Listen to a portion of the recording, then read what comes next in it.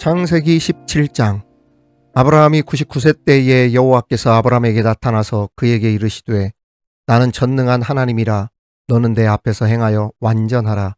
내가 내 언약을 나와 너 사이에 두어 너를 크게 번성하게 하리라 하시니 아브라함이 엎드렸더니 하나님이 또 그에게 말씀하여 이르시되 보라, 내 언약이 너와 함께 있으니 너는 여러 민족의 아버지가 될지라.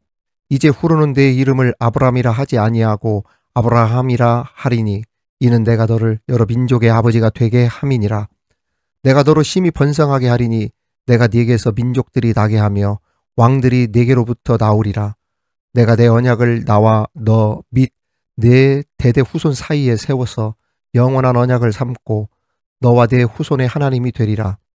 내가 너와 네 후손에게 네가 거류하는 이 땅 곧 가나안 온 땅을 주어 영원한 기업이 되게 하고 나는 그들의 하나님이 되리라.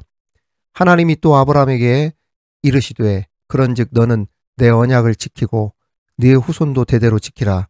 너희 중 남자는 다 할례를 받으라. 이것이 나와 너희와 너희 후손 사이에 지킬 내 언약이니라. 너희는 포피를 베어라. 이것이 나와 너희 사이의 언약의 표징이니라.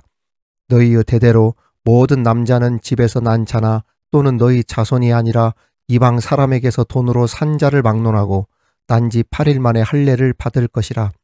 너희 집에서 난 자든지 너희 돈으로 산 자든지 할례를 받아야 하리니 이에 내 언약이 너희 살에 있어 영원한 언약이 되려니와 할례를 받지 아니한 남자 곧 그 포피를 베지 아니한 자는 백성 중에서 끊어지리니 그가 내 언약을 배반하였음이니라. 하나님이 또 아브라함에게 이르시되 내 아내 사레는 이름을 사레라 하지 말고 사라라 하라. 내가 그에게 복을 주어 그가 네게 아들을 낳아 주게 하며 내가 그에게 복을 주어 그를 여러 민족의 어머니가 되게 하리니 민족의 여러 왕이 그에게서 나리라. 아브라함이 엎드려 웃으며 마음속으로 이르되 100세 된 사람이 어찌 자식을 낳을까? 사라는 90세니 어찌 출산하리오 하고 아브라함이 이에 하나님께 아뢰되 이스마엘이나 하나님 앞에 살기를 원하나이다. 하나님이 이르시되 아니라 내 아내 사라가 내게 아들을 낳으리니 너는 그 이름을 이삭이라 하라. 내가 그와 내 언약을 세우리니 그의 후손에게 영원한 언약이 되리라. 이스마엘에 대하여는 내가 네 말을 들었나니 내가 그에게 복을 주어 그를 매우 크게 생육하고 번성하게 할지라. 그가 12두령을 낳으리니 내가 그를 큰 나라가 되게 하려니와 내 언약은 내가 내년 이 시기에 사라가 내게 낳을 이삭과 세우리라. 하나님이 아브라함과 말씀을 마치시고 그를 떠나 올라가셨더라.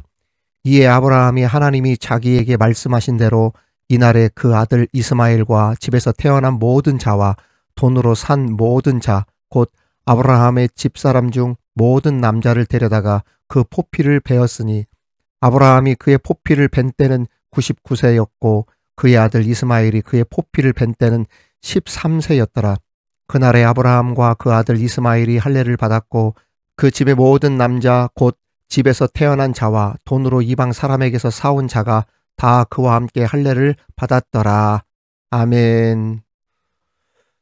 사랑하는 우리 구독자 여러분, 반갑습니다. 오늘 또 주시는 말씀 창세기 17장의 말씀으로 함께 그 은혜를 나누도록 하겠습니다. 땅은 이름 없는 풀을 내지 않는다고 합니다. 하물며 이름 없는 사람이 있을 수 없습니다. 그렇다면 이름이란 무엇을 뜻합니까? 그 이름은 생물이든 무생물이든 그 존재 가치나 그것이 가지고 있는 의의를 뜻하죠. 즉 이름이 주어짐으로 사물은 비로소 의미를 얻게 되고 그 의미를 얻게 됨으로써 존재 가치를 지니게 되는 것입니다. 그래서 이름이 중요한 거예요. 예를 들어 수많은 풀들이 있지만 그 풀들에도 다 이름이 붙어 있습니다. 민들레, 쑥, 잔디. 그러나 구체적인 이름이 붙어 있지 않는 풀을 우리가 잡초라고 싸잡아 부르죠. 왜 우리가 잡초라고 부릅니까? 우리 인간에게 중요한 의미를 주지 못하는 풀이라고 하는 그러한 의미가 담겨 있기 때문에 그냥 싸잡아서 잡초라 이렇게 부르는 것이죠. 돌멩이 바위도 마찬가지입니다. 큰 바위도 의미가 있는 것은 반드시 이름이 붙어 있습니다. 동자바위, 흔들바위, 울산바위, 거북바위, 코끼리바위 등 이게 있죠. 그러나 세상에 바위가 한두 개입니까? 얼마나 많습니까? 수천, 수만 개, 그 이상도 있죠. 그러나 그 수많은 바위들이 있어도 의미가 없으면 그냥 돌멩이, 그냥 바위입니다. 내가 데리고 있지 않는 개는 우리가 뭐라고 부르냐면 바둑이, 그냥 개 이렇게 부릅니다. 그러나 내가 키우는 개는 그냥 개라고 부르지 않습니다. 이름이 다 붙어 있죠. 왜냐하면 그 작은 미물이라도 내 가족에게는 큰 의미를 부여해 주기 때문입니다. 그만큼 이름 하나하나는 단순한 호칭, 수단, 이상의 의미를 가지고 있다는 이야기죠.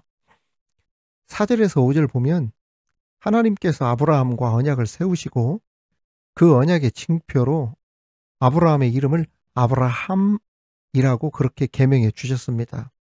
여기서 아브라함은 고귀한 압이라고 하는 뜻을 가지고 있고 아브라함은 열국의 압이라고 하는 뜻을 가지고 있습니다.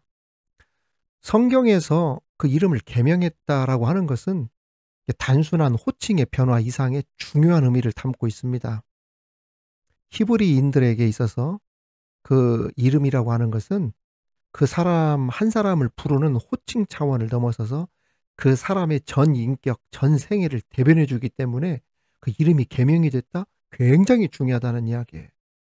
그래서 히브리 사람에게 계명을 했다고 하는 것은 그 사람의 인생, 생애 전체에서 가장 중요한 터닝 포인트라고 하는 의미로 이전과는 전혀 다른 삶을 살게 될 것이라고 하는 것을 의미합니다. 실제 아브라함은 아브라함 이후와는 완전히 달라진 믿음의 삶을 살았습니다. 이렇게 이름이 변경된 사람 가운데 완전히 달라진 삶을 산 성경의 대표적인 사람들이 많이 있는데 그 대표적인 사람들을 실례로 든다면 예를 들어 야곱, 마태, 베드로, 바울 이런 사람을 들 수 있죠. 야곱은 이스라엘이라고 하는 이름으로 바뀌었고 레위는 마태로 바뀌었고 게바는 베드로로 바뀌었고 사울은 바울로 바뀌면서 그 이후에 이름이 바뀐 이후에 엄청난 하나님의 사람으로 쓰임을 받는 생애를 살게 되었습니다. 우리도 본래 죄인이라고 하는 이름을 가진 자들 아니었습니까? 그런데 예수님을 믿고 예수님과의 새 언약에 동참함으로써 이제는 우리는 어떤 이름이 붙게 되었냐면 그리스도인, 성도라고 하는 이름으로 바뀌면서 과거와는 전혀 다른 신분으로 우리가 지금 살아가고 있지요. 그렇다면 우리도 그리스도인으로서 성도로서 그 이름에 걸맞는 삶, 주님을 본받는 거룩한 삶을 살아야 될 줄 믿습니다. 또한 오늘 말씀의 11절에 보면 하나님께서는 할례를 언약의 표징이다 이렇게 말씀하셨습니다. 그렇습니다. 할례는 하나님과 아브라함 사이에 맺은 언약의 표징으로 택한 백성, 선민의 표식이었습니다. 따라서 할례는 구원의 조건이나 근거는 아니었던 것이죠. 그런데도 구약시대 이스라엘 백성들은 할례를 구원의 조건이나 핵심 근거로 오해하는 잘못을 범했다는 데 큰 문제가 있었습니다. 예를 들어 들어보십시오. 십자가 목걸이를 했다고 해서 그 사람이 구원받았음을 보장한다고 할 수 있을까요? 아니지요. 생각해 보십시오. 교인으로 등록했다고 해서 모든 사람들이 다 그리스도인이 되는 것입니까? 교패를 붙이면 그 집이 구원받은 집이 되는 것입니까? 십자가를 차에다 걸고 다니고 성경책을 차에다 두고 다닌다고 해서 그 사람이 그리스도인이고 성령의 사람이라고 보장을 해주는 것입니까? 아닙니다. 할례를 했다고 해서 선민이 되고 구원을 받았다고 하는 그러한 보장을 받는 것은 절대 아닙니다. 이것은 세례도 마찬가지죠. 세례를 받는 것은 반드시 무엇이 따라야 의미가 있냐면 믿음의 고백이 뒤따라야 세례가 의미가 있는 것이고 예수 그리스도께서 구원자 되심을 확실히 믿고 난 후에 세례를 받을 때 그 세례가 진정한 세례가 되는 것이지, 그냥 물로 머리 찢고 세례 의식에 한번 참여했다고 해서 그 사람이 구원받았다고 하는 것을 보장한 것은 아니라는 그러한 이야기예요. 그렇습니다. 아브라함이 받은 할례는 그가 하나님으로부터 믿음으로 의롭게 된 다음에 확인하는 징표로 할례를 받게 하신 것이지, 믿음도 없이 할례만 받으면은 너는 구원받았다, 이렇게 보장하거나 확증한 건 아니라는 그러한 이야기입니다. 여러분, 그렇습니다. 잘 들어보십시오. 중요한 것은 뭐다? 믿음이에요. 믿음. 아브라함이 믿었기 때문에 할례가 의미가 있었다는 이야기입니다.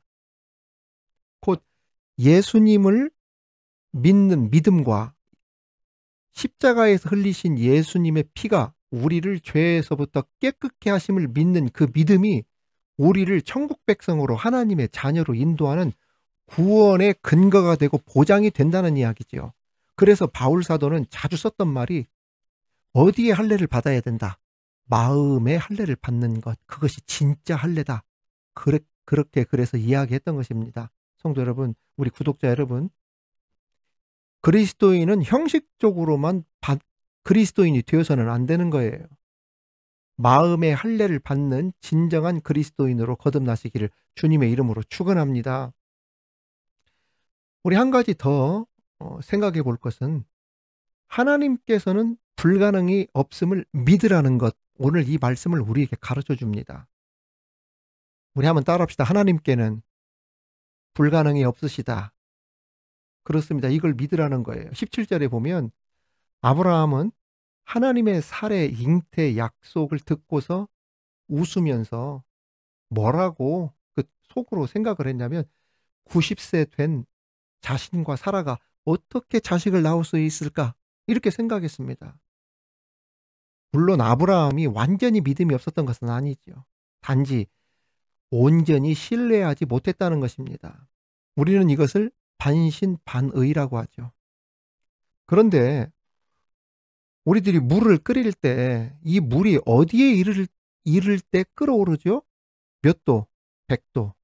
물이 100도에 이를 때 끓어오르듯이 이 순종도 어디에 다다를 때, 믿음이 어디에 다다를 때, 100% 순종, 100% 믿음이 될 때 거기에 기적과 하나님의 역사가 나타난다는 것을 알아야 됩니다.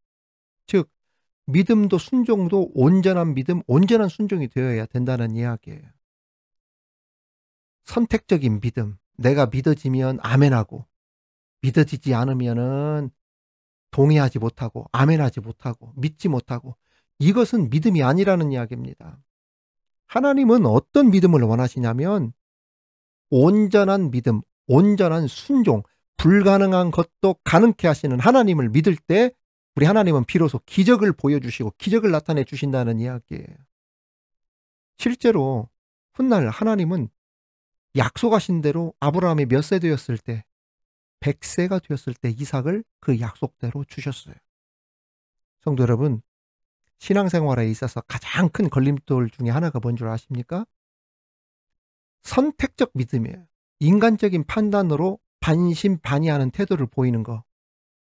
어떻게 보면 믿음이 없는 것보다 못할 수 있어요.